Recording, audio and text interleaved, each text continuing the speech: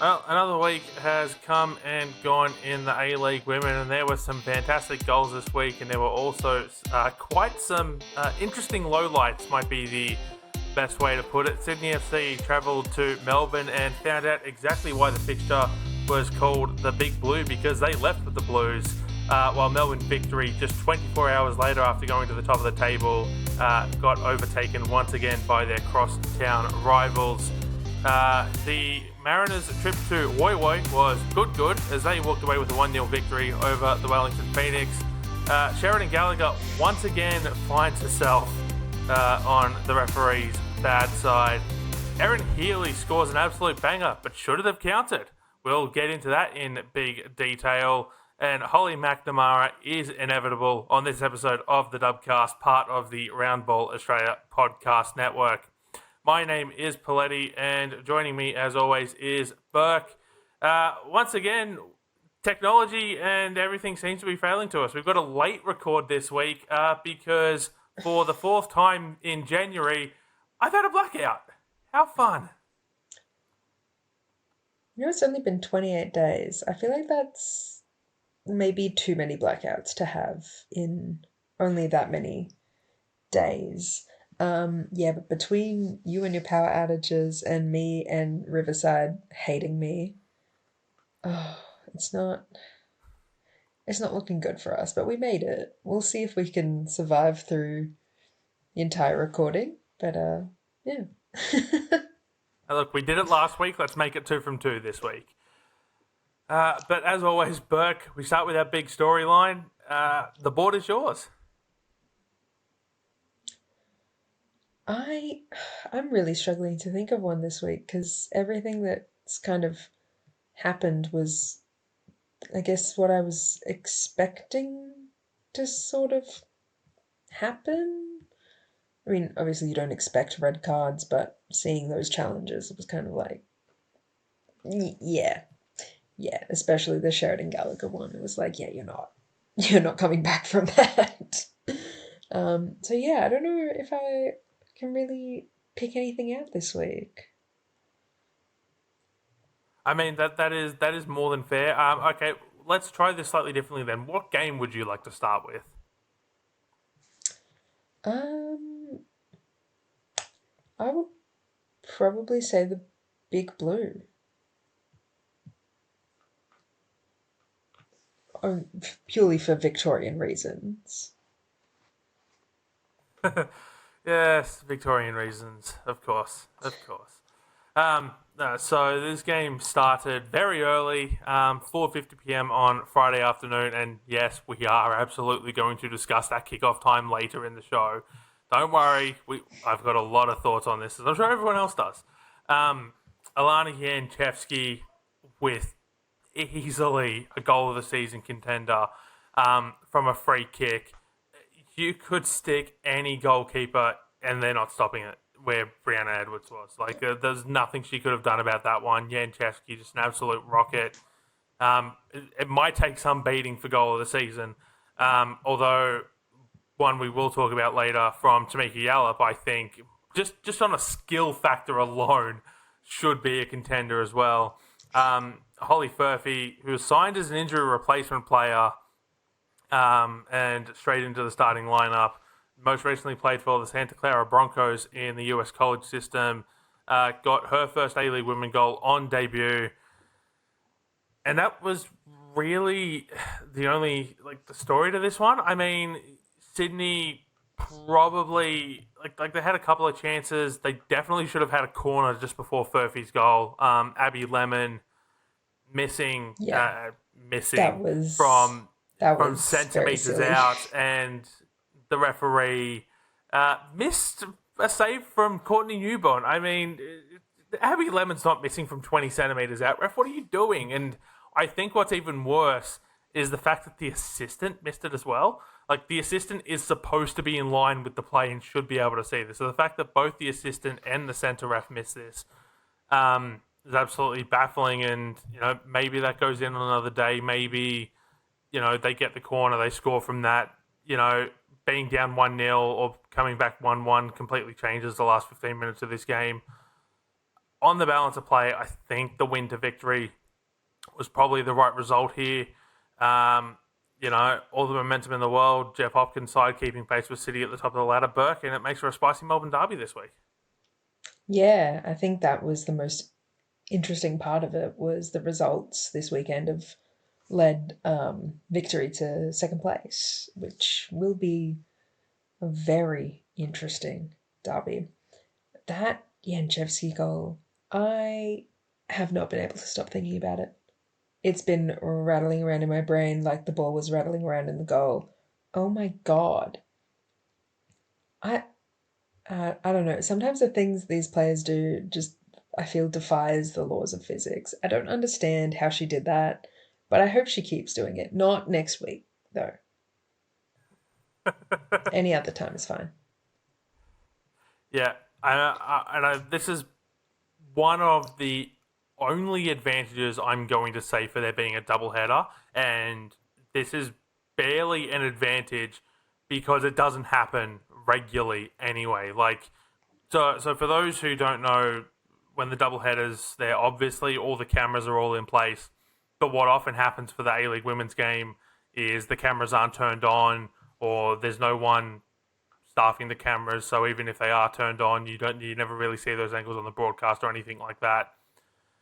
What the production company has done here is those cameras were on. They had operators at them, and you can see this with the Anteschi goal. We got nearly every angle at the stadium of this goal, including a behind the goal shot that we never get, where you can see just how far it was curling away as it was somehow curling back in from Bree Edwards and just neatly tucked into the top corner.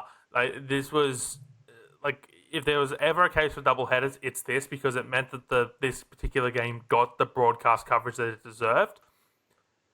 But it didn't have the crowd that it deserved. It was played at a Did very bad not. time, and overall, if you want to see what the standard should be for A League women's games, this is it. And you know what? I said last week I didn't want to bring it back, but this is an airing of a grievance. This is ridiculous. We know what the standard can be for the A League women broadcast when they're treated well, and this should be the standard. Invest in the competition. More people will come. If you can show, how many goals have we seen in the past that are absolute screamers, absolute bangers that don't have a broadcast angle like that you can plaster on social media? Like the That more would that we be can all of them. showcase. Yes, exactly. The more that we can showcase this, the the wonderful goals that we get will get people through the door. And so I understand maybe the APL doesn't have the finances, but surely you have to find something there to keep this happening, Burke. Yeah, it's just the camera angles have always annoyed me, and I obviously the answer is to put more money into it, but we don't we know that's not gonna happen. Um, yeah, I just wish they would because you see all of this footage, and it's just so good. And I would have killed for more camera angles on all of the games that we've just had, but we don't get that. And part of it definitely lends itself to believing that the APL doesn't care about the women's game. Um, so yeah, if they claim they take it seriously and then they go and do these things where we have one bad camera angle for an entire game when we could have what we had for the Big Blue. Yeah, so hopefully that's something that will change in the future. I'd like to see a change in the future. I think we all would. But that remains to be seen. There was another team in this game, Sydney FC. We do have to talk about them. Um, this result essentially ensures that they have to be in must-win mode now. They have to win every single game from here on out if they want to make finals. A draw here might have held them on for another week where they could do things. And who knows, there might be some other results that go their way which might ease the pressure a little bit. but for the most part, if they want their finals chase to be in their control, they have to win every single week. Unfortunately for them, they have to welcome Adelaide United to Leichhardt Oval on Friday night, who, after their game against Western United, will probably be wanting to leave Sydney with 3 points back. Yeah, yeah, and well, unfortunately for Sydney, they probably will. Um, yeah, Sydney just again another week of not clicking the way that they should, and yeah, it's just like there's not really much more you can say about them. I feel like we've said everything that we can say, and as you're saying, like they're really down to the wire to make finals. But I feel if you're at the point where you're kind of looking for other people's performances to help you out, you've already lost. So if Yeah, they're looking to bet on draws and other people dropping points, it's over. And I don't think they're gonna be so back anytime soon. no, I don't think they will either. Um, we already talked about um, the Abby Lemon strike, but throughout this game, the striking issues just continue to haunt them in the forward line. Talon Haneker got some shots on target, couldn't find a way past Courtney Newbon. But, Shay Connors has been an issue all season and was an issue last season as well. Her finishing, Princess Abini has had an uptick in form this season, but, her finishing has been an issue in the past as well.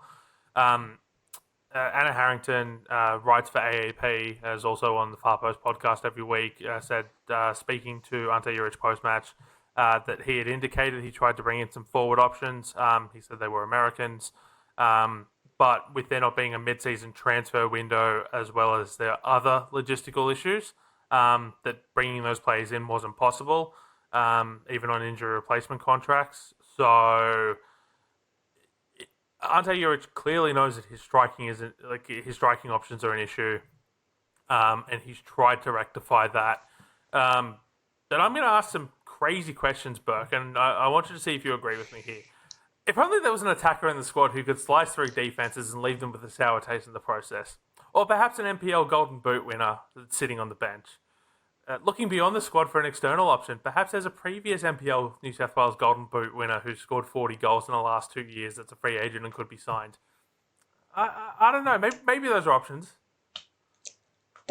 Maybe they are, and you kind of have to wonder why those options aren't being utilized. But as I've said before and said again, I'm not a coach, and thank God for that. Yeah, who would want to be a coach? This is why I get paid to sit behind a microphone and talk. The solution to me is clear and obvious, but I'm also not seeing these players at training. Maybe there's something going on behind the scenes that I'm just not seeing, and Ante Juric has probably got more information than I do. But I think these are perfectly valid questions to be asking.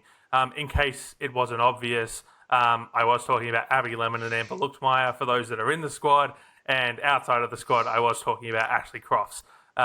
If you want to know more about Ashley Crofts, I suggest you hit up Eric Subiano, who I'm sure will be more than happy to assist you with your Ash Crofts inquiries. My big storyline this week as we move on. You know what? I think I'm in the same situation as you, Burke. I think actually, you know what? No, I think I know what mine's going to be. We're gonna make a trip out west because I think my big storyline is what is going on at Brisbane. So it was a 3-2 loss to Perth. Caitlin Douglas with a brace, Ella Abdul-Masi with a free kick screamer to win it at the death for the Perth Glory. We already mentioned Tamika Yallop's goal, so it's come from a corner. Ball's loose in the box. Yallop has sort of picked it up and then turned away from goal, but kicked it back towards the goal. Nutmegs the defender as it makes its way past Casey Dumont. Grace Kuliamu got Raw's second goal to retake the lead for the Raw after the first Douglas goal. Holly McQueen picked up a red card for Dogso, which led to Ella Abdelmasi's free kick and the eventual winner here. For me, the goal in particular that I want to focus on, though, is the second goal from Caitlin Douglas. What on earth was Olivia Sakani doing here? Just playing her from the back gone wrong, but it just seemed like she just... Did she forget where she was? Did she forget that she was playing a football game? Look, all I can say is what I've said previously on this podcast and the other podcasts that I feature on, is that we need to stop the league until we can work out what is happening with the goalkeepers. I don't I don't know how this happened, but it happened.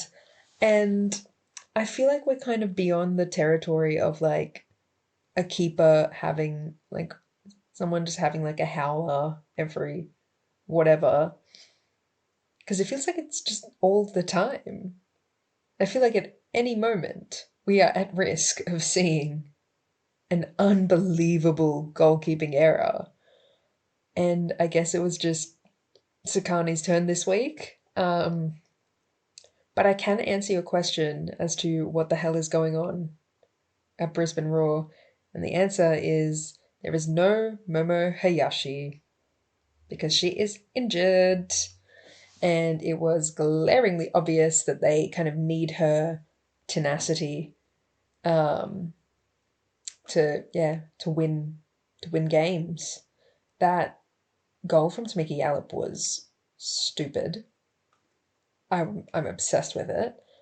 Who like it's only a player of such experience that would even think to do that or have the guts to do that because that was ridiculous. You've got your back to the goal and you still score. Uh, Stupid. I love it. Um, but yeah, definitely not great from Brisbane. Even worse considering they're losing Holly McQueen from their backline for the next week because they didn't challenge the red card. Killer from Perth though. They they really took this one on, and yeah, that goal from Abdul Masih was awesome. It was her first goal in the league as well, and what a way to score it.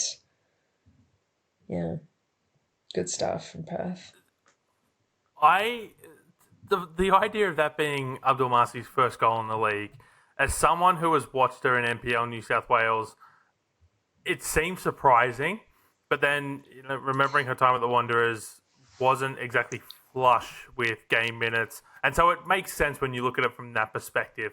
As someone who has commentated her having a winning free kick before, it doesn't surprise me in the slightest that she's able to pull this off. Like it's insane what Abdul Masi can do when she's given the opportunity to succeed. For Perth, this win puts them into ninth. Only 3 wins on the season, 3 draws, 12 points. They are 7 points back of the top 6. They couldn't, could they? They could, but I don't think they will. I think they've been. Well, I mean, actually, now that I think about it, if Douglas continues in her scoring manners and they manage to hold out a few results, I don't see why not. But I don't believe it. I understand that it's a possibility, but I don't believe it. No, I think that is the appropriate response there. Um, for Brisbane, I know you said Momo Hayashi, but this is 3 straight that they've lost now. 2-0 against Melbourne City, 3-2 lost to Adelaide last week, now 3-2 to Perth. Is it really just as simple as no Momo Hayashi, no midfield for the Raw, or is there legitimate concern here for Alex Smith's side? Well, yeah, I mean, no Momo, no party is definitely a real thing. But yeah, there's definitely more also going on. Um, I'm not sure what it is. I don't know if they've maybe peaked too early, like too hard too early. Um, but I mean, you see the way that they've performed in some of the other weeks. They don't look much like themselves in these last. They definitely haven't in these last couple weeks. Especially, I feel the game against Melbourne City was definitely like an aberration there. But yeah, there's still time for them, obviously. I mean, they're only what, fourth on the table? Like, they're not at risk of missing out on finals or anything. But this dip in form it's not a good look. A dip in form is never a good look, but it's especially not a good look when your team previously was winning games 8-2. So, I mean, maybe we'll get to the end of the season, and that game itself will just prove to be even more of an aberration than it already was. Um, maybe. so what I think we'll do now is I think we'll go to the top of the table. We will travel out to Wanderers Football Park for Melbourne City 1, Western Sydney Wanderers nil. A game at both ends of the table here, with the Wanderers well and truly rooted to the bottom of the table as Melbourne City retook the lead at the top. Holly McNamara, her first starting debut in what feels like an eternity. And as said last week, she is inevitable. Although Mariana Speckmeyer did all the work for this goal. But it started once again because the Wanderers continue to play out from the back, and once again it went spectacularly wrong. There's a famous quote: "If at first you don't succeed, try again." It also appears to be the philosophy of Jeff Abrahams with this playing out from the back, and it is not working. Did talk about this last week. I did break down the Wanderers game against the Central Coast Mariners and their attempts to play out from the back in that game in a talking tactics piece on the Roundball Australia website. We will put a link to that in the description if you want to go check it out if you haven't done so already. A lot of good breaking down there, and it sort of also applies to this. So Speckmeyer takes the ball, wins it 1-on-1, then cuts past two defenders to go across the face of goal, allowing Holly McNamara to tap in at the back post. Apart from that, though, Burke, to me, this felt like a very un-City-like performance. 506 passes, 84% pass accuracy was really the only base stat that sort of resembled what Melbourne City do. 56% possession, 9 shots, 4 of those on target. Usually we're used to seeing a lot more shots, and then by proxy, either a lot less or a lot more on target. But I think for me, the possession number in this contest was most concerning. They're usually going high 60s. Yeah, it was very strange to me. I've seen a lot of City football over the years, and this felt very, very not Melbourne City. Um, Obviously, they still got the win, which is the most important thing. But yeah, it was weird that they had less than 60% possession because that's kind of their whole thing is, you can't lose the game if you have the ball. But they didn't really have that much of the ball. And I guess it's really a credit to the Wanderers for playing a really solid game. In midfield, I feel was their better area. Um, but it isn't hard to have a decent midfield when you've got Sienna Savesco on the pitch. Um, but yeah, it was very weird from City. Props to Western Sydney Wanderers for the performance that they put in because it's not easy to shut City down like this. So Yeah, no, it absolutely is not. Wanderers Football Park, a very tough place to go and play, mostly in part because of the conditions. It's open field area, so you're at risk of the elements, particularly when it's baking hot in Sydney. I did say last week this could be a potential banana peel game for Melbourne City. in the end, obviously their quality shone through and they did enough to secure the result. Um, Ultimately, though, they got the 3 points and they're on to the Melbourne Derby this week, which should be the game of the round. Um, I'll go to Adelaide now. A 1-1 draw as Adelaide hosted Western United. Western United coming off the back of a 4-1 victory over Perth that was going on as we recorded last week. Um, I mean, if that was one of the highlights of the week for Western United, this had to be a low light. Uh, Aaron Healy opened the scoring with an absolute banger of a goal. I mean, it worked out for Western United against Melbourne City. This time it went against Western United in terms of whether or not the goal crossed the goal line. And I want to take this back to what I said last week about broadcast angles and what I said 20 minutes ago about broadcast angles.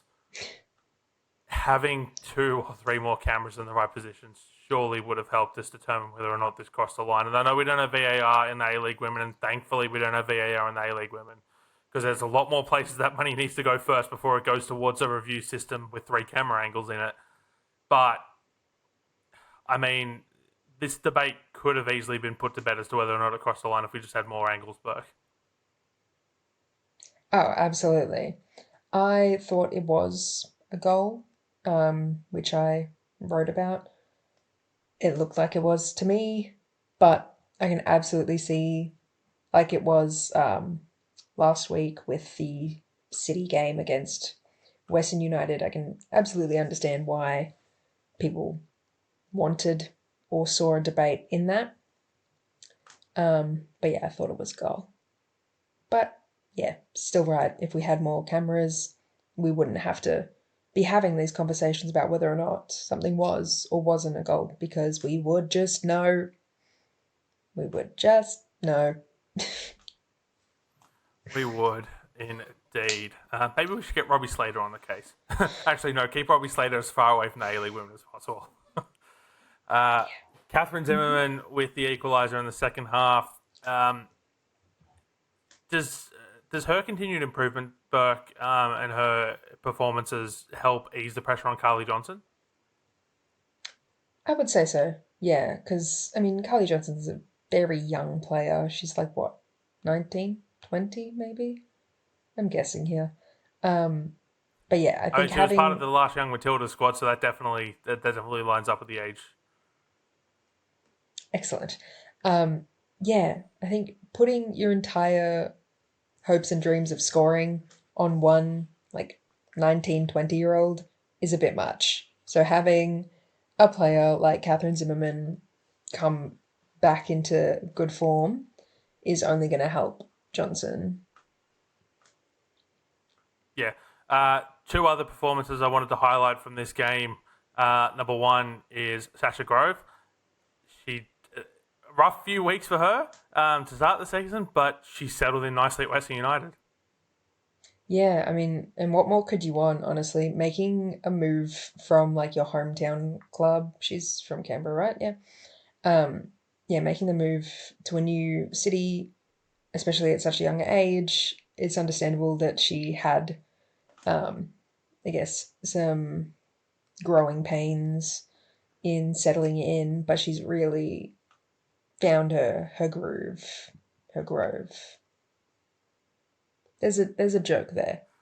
There's something to There be said is. there. I'm not smart enough to work it out. Not at this time.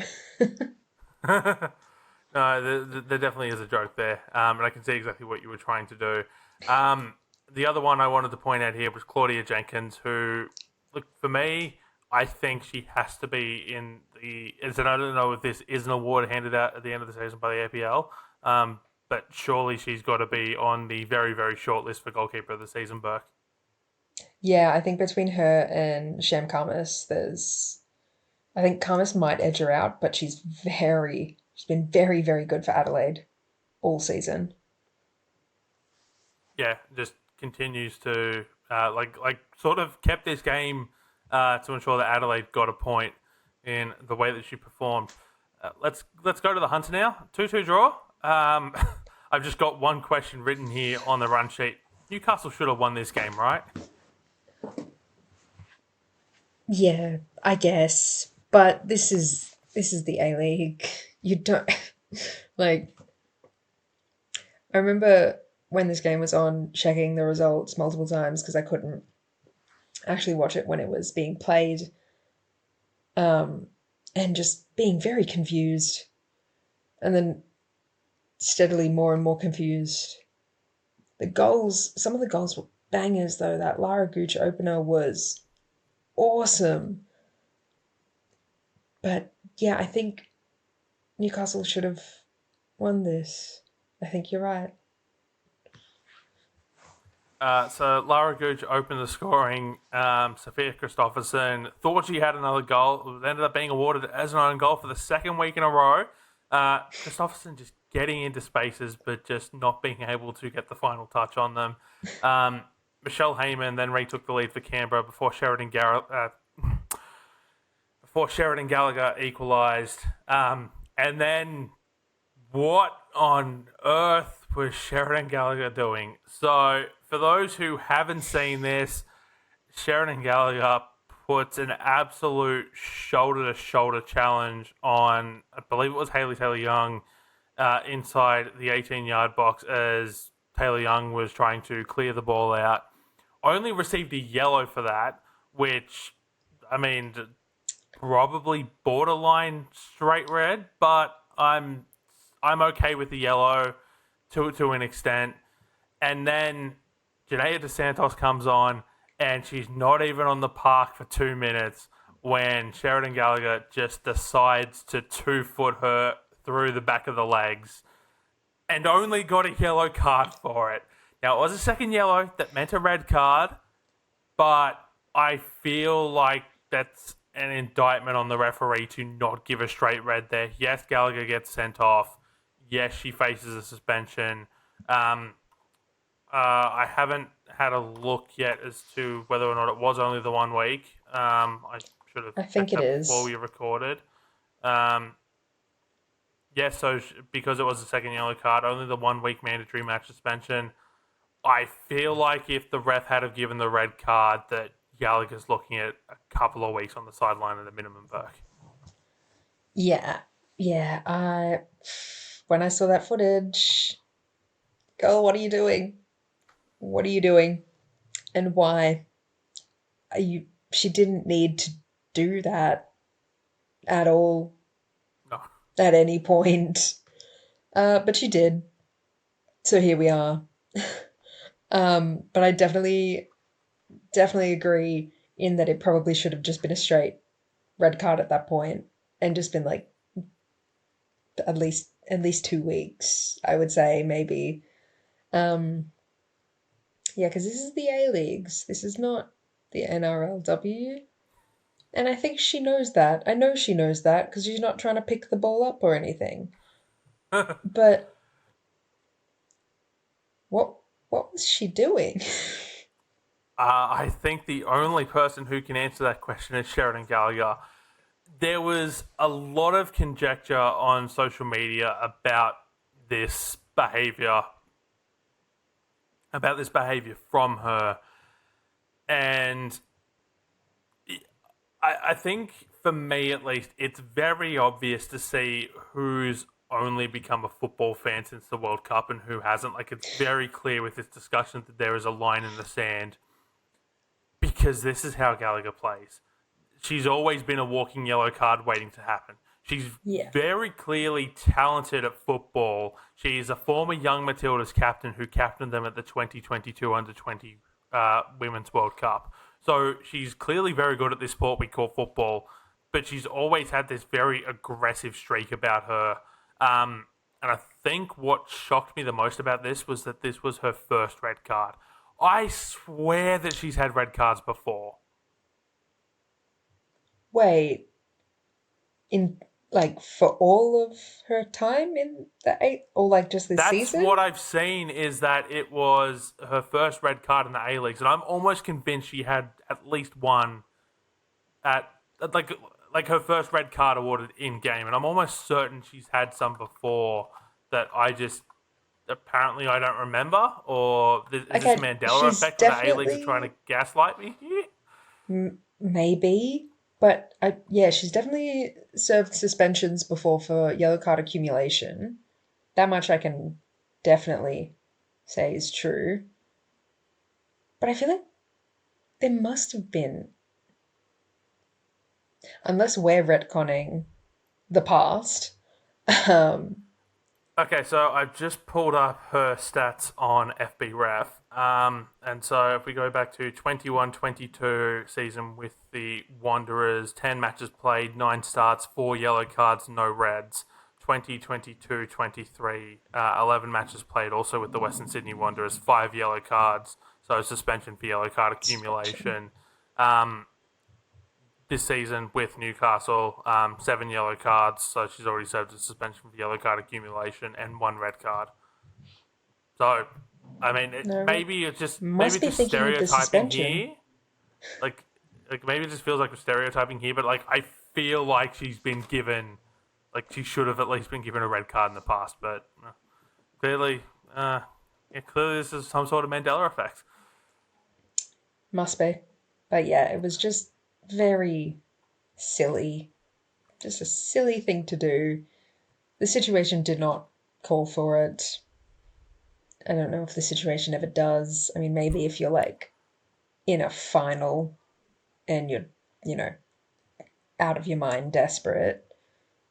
But even Sort then, of like it's a like, 2-1 up vibe where it's like, hmm. okay, make this tackle, let's try to, do something, red card for Dogso maybe or something like that. But like it's But this this, situation, yeah, no. no, very silly. Very silly. Very silly indeed. And that brings us to our last game of the round. Central Coast Mariners 1, Wellington Phoenix nil. This game did take place at Woy Woy Oval, as I did indicate with the intro. And yes, it was good for the Mariners. Um, 1-0 1-0 result here in favour of the side from the Central Coast. I don't have the goal score in front of me, but I believe it was Tiana Fuller again. It was, and it was a banger. I remember that it was a banger. I was there for this game. I just forgot to write it down as to who the goal scorer was. um, but yeah, overall, the main talking point that comes out of this game was the quality of the pitch. Uh, both coaches talked about it. I mean, Paul Temple in particular talked about it after the game. He said it was a tough game, not a lot of quality. It was a great little place to play, but the pitch is not good enough. Long grass, spongy, so hard to play. See it in everyone's legs. They just look knackered. M. Husband sort of mentioned it as well a little bit, and yeah, you could see the pitch. There were divots everywhere. It just didn't look like it was a good field to play on. And that leads us to our first listener question of the episode from the little corner of Yellow on Blue Sky, who I did see at the game on Sunday. It was very nice having a bit of a catch up with them. How did brand new Woy Woy Oval end up with such a spongy pitch? One player said it was the wrong type of grass. So we have consulted our resident horticulturist here at the Dubcast, Chris McPherson, and this was his answer. It could just be a different topsoil and grass, could also be any number of things. Possibly grass cut a bit longer and left thicker so it's not as firm. And that sort of lines up with what Paul Temple was saying. So, just cutting correctly, and all that sort of stuff, unfortunately. But yeah, really impacted the quality of the game in this one. Uh, One of the more impressive feats in this game was Sarah Rowe. So she was fouled by Grace Jarley, and then rather than go down, decided to do a handstand so that she didn't fall on the turf berg. Well, I mean, it's a pretty good way to get attention to your foul, instead of, the falling over thing. Um, it was very funny watching this on the broadcast, just because you weren't expecting it. I mean, who goes to a football game and is like, yeah, I'm hoping for some gymnastics? No one. But we got it. You can. There are just so many amazing things happening in the dub all the time, and this was one of them. It was really funny. I hope people start doing more of this stuff just because it's funny. It's it felt like it was a kind of moment that kind of felt like when Annalie Longo's dog ran on the pitch. Like it was just Let's get a bit silly with it, guys. Let's do a handstand. Let's do a little cartwheel. Let's have some fun. It's very funny. That's all we want. Let's just have some fun. Um, both coaches after the game talked about the tactical battle. So Paul Temple said that his plan went out the window in the first 10 minutes. First, they made some adjustments to their 4-3-3 setup, which didn't work, so they went to a 5 at the back for the rest of the game. Emily Husband, I thought it was one of the best tactical battles we've had in the A-League in a long time. And I think that spoke to the very tight nature of the contest, with both sides having to chop and change in reaction to what the other was doing, also caused by the conditions. Very windy as well, although Paul Temple did say it wasn't windy at all for them, given that they play at Poroa Park. I mean, like this was a brilliant tactical battle to watch. It just wasn't the most high quality of football, and I definitely think that does go to the quality for the pitch. In a bit of nominative determinism, Jessica Seaman made her debut for the Central Coast Mariners. Very likely place for a Seaman to be is with a Mariner. So she signed an injury replacement contract. The Mariners have had some long-term injury issues. Seaman has only been training with the squad for a couple of weeks, compared to 20-ish weeks for the rest of the squad together. Post-game, Emily Husband said she's not had long enough with us yet. For her to come in and slot straight in is a real challenge for her. I think she's done well for the time she's had with us. Only got a few minutes. I'm sure those minutes will increase in the coming weeks. But yeah, Jess Seaman, she's been around for a very long time, has sort of been in and out of A-League squads, is sort of one of those players who's a career NPLer, mostly because she's been on the periphery, Burke. Yeah, we were talking about this on the Beyond 90 pod, and they mentioned that her kids were at the game as well, because that's how long it had been since she'd played. She'd managed to have two children. That's crazy.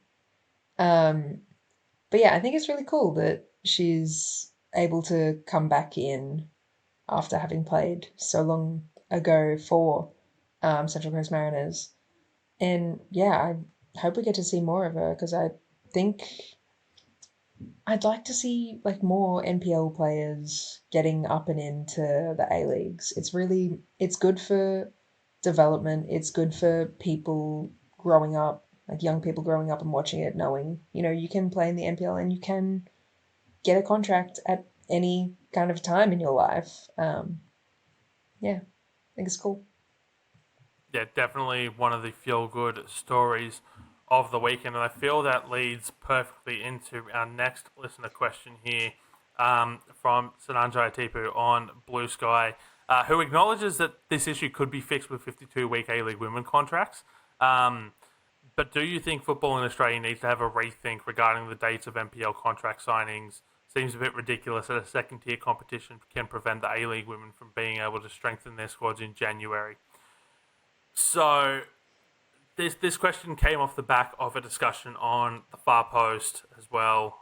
Definitely one we've talked about before as well.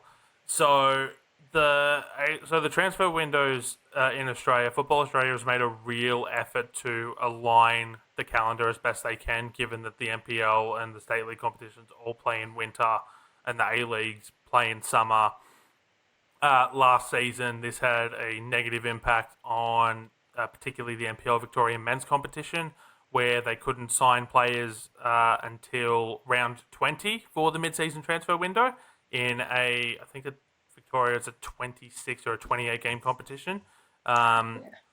So, that aligning definitely hurt the men's competitions in that respect, to try and align these sorts of windows. And the women, the A-League women, the transfer window shut on November 26, which was about 6 or 7 rounds into the season, when any sort of issues with squads aren't really known, because you only put it down to a few weeks sample size. And then the secondary transfer window for this season is, I believe it's early April till the middle of May, which is a few days after the A-League Women's Grand Final, to basically allow A-League women's players to go back to the NPL once their contracts end the Monday after the grand final, uh, because they don't have contracts year round, and this is a continued problem where you have to facilitate these players being able to play year round to earn a living from football in this country, so that they necessarily don't have to take up second jobs. And even then, a lot of them still have to, whether it be part time work, doing whatever it is. I think the only way to solve this issue is year round contracts in the A League women. Yeah, yeah. I don't want the NPL to change anything because I know, well, we all know football is meant to be a winter sport. So, if anything, well, we know the only reason that the A Leagues aren't played in the winter is because AFL is played in the winter, and that's the tragically that is the sport um, here. So I don't think we're gonna really be able to change anything there. I do see what the question's saying about being able to do signings in January, but I don't think it's going to be feasible for the way the competitions run, if that makes sense. No, it. I understand exactly what you're saying. I mean, I recall last year. I want to say it was last season, or it might have been the season before. The transfer window shut in December, because that was around the time that Alex Chidiac came in and her contract was signed before it was announced in like early January. By the time the transfer window was shut, and that sort of aligns with where most of the rest of the world is. There's that slight overlap where contracts get terminated, and then because the transfer window's opened in that part of the world, that the that technically be considered free agents, right? So like Emily Van Egmond, a few weeks ago departed San Diego Wave. Yes, a free agent, but for the purposes of the A-League women, because the transfer window was shut, could not come back this season, even if she wanted to. Um, I mean, it's. I want football in this country to get to a place where year-round contracts for the A-League women are entirely possible. And look, to be fair, I think they should be already. I think the fact that it's not is ridiculous. I know the CBA expires in, I think it's the end of the 26-27 season. Something like So that, yeah. hopefully we're only a couple of years away from that, because if that's not on the table at the next CBA, then what are we doing? But that is a discussion for a whole nother episode, because we could go for about half an hour on that. Overall, like I said, I think this is the only way you solve it. I think it has to be year-round contracts. That way you Yeah. can line the transfer windows up a little bit better, and hope that those sorts of things works, because then you don't have players having to go back to the NPL.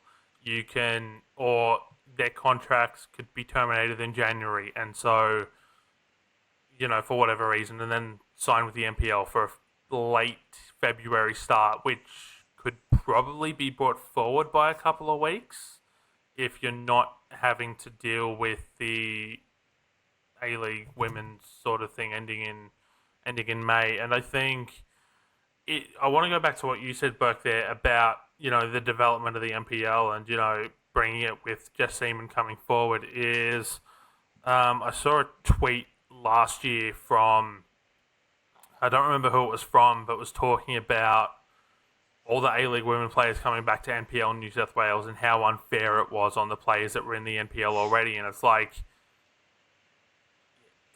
you understand why this happens, right?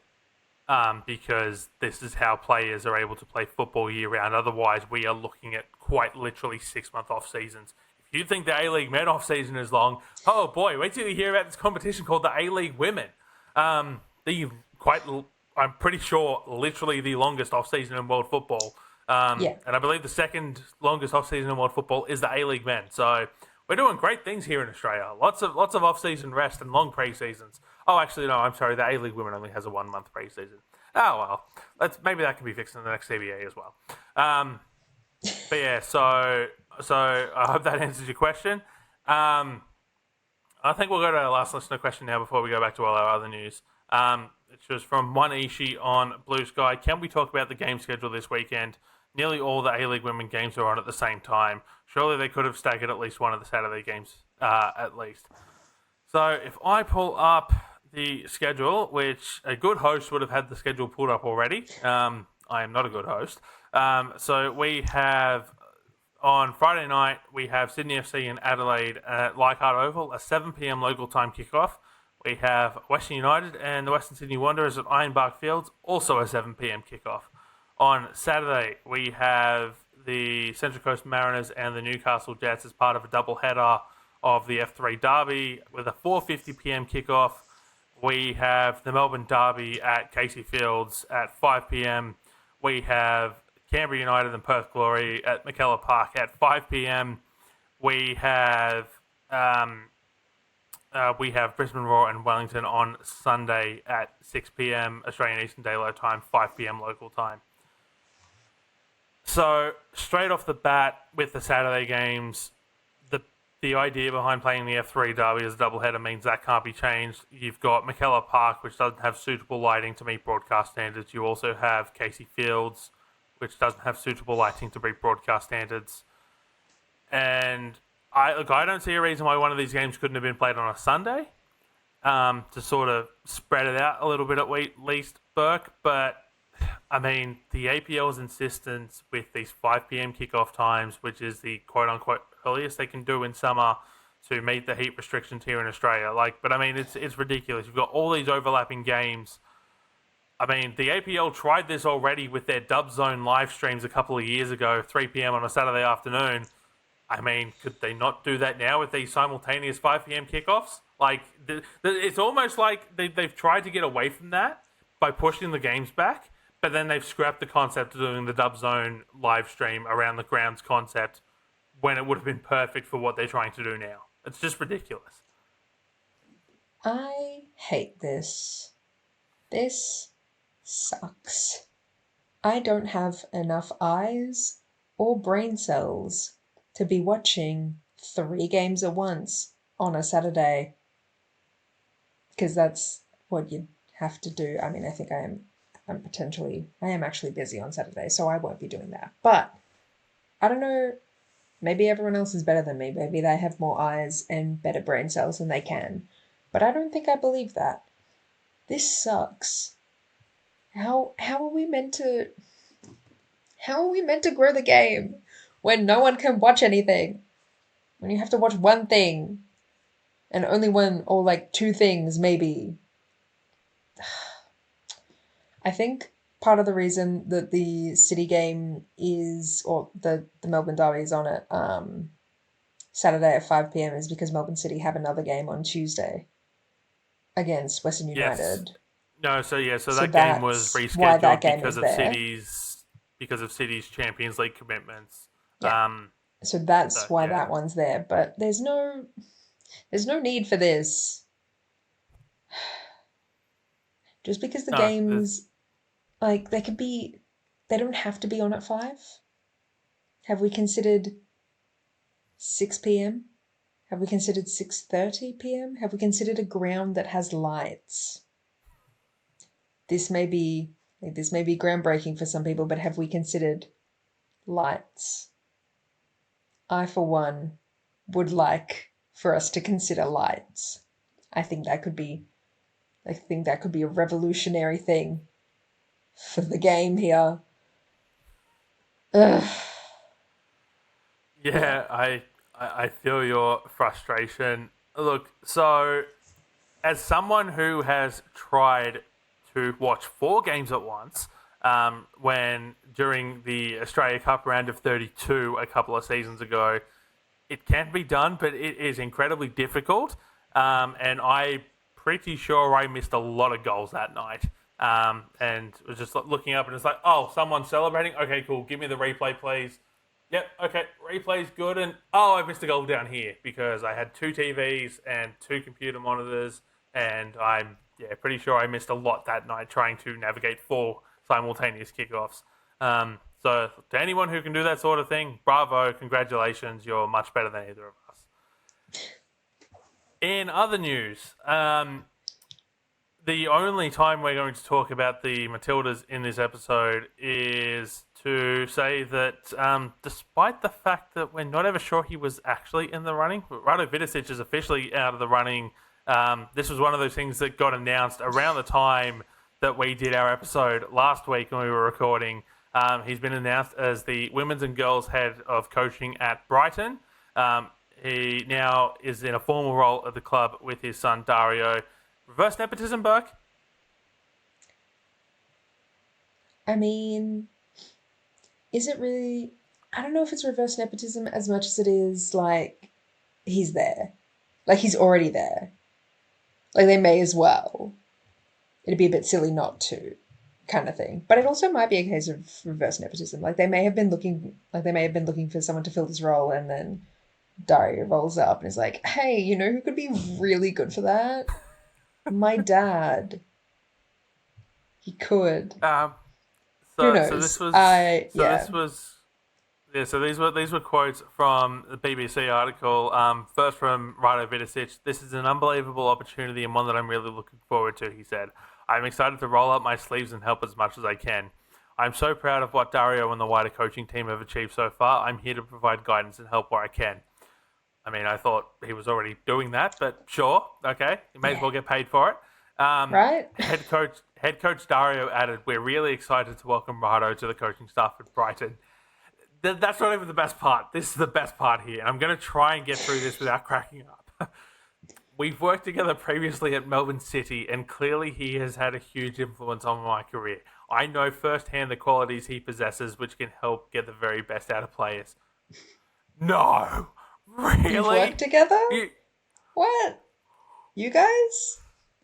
That's so crazy. Was that like other institution that you worked at also called your entire life? Ugh. He is a talented coach with a great depth of knowledge of the game, and I have no doubt he will be incredibly influential in our aspirations to be successful for the remainder of the season and beyond. Well, colour me shocked. Jeez, who'd have thought? Just one of those great things about press releases and interviews and quotes that just gives us these things where they try to sound as generic as possible, and yet, in sounding as generic as possible, sound the most ludicrous of quotes, Burke. Yeah, I don't know. If I was working with my parents, I don't think I'd be able to call them by their first name. I wouldn't like that. I wouldn't be able to say that we're very excited to welcome insert parent name here. Like I would have to be like, we're really excited to welcome my dad. I couldn't do it. It's not me. But I guess Dario's built different. Or media He trained. is. I mean, Probably both. for all I know, is that this was just some media officer just in like that's exactly what he said. It's like I'm so proud of what my dad and the wider coaching. Oh, Yeah. I'm really excited to welcome my dad to the coaching staff, and it's just like, Yeah. yep, someone's just put that into a press release. Okay, so I did just lie, unfortunately, when I said that this was the only thing we were going to talk about the Matildas. So I do have something else here, Burke, that I think you can assist with. So Jenna Nyswanger has been announced as going from Gotham FC in the NWSL to Arsenal. The transfer fee is $100,000.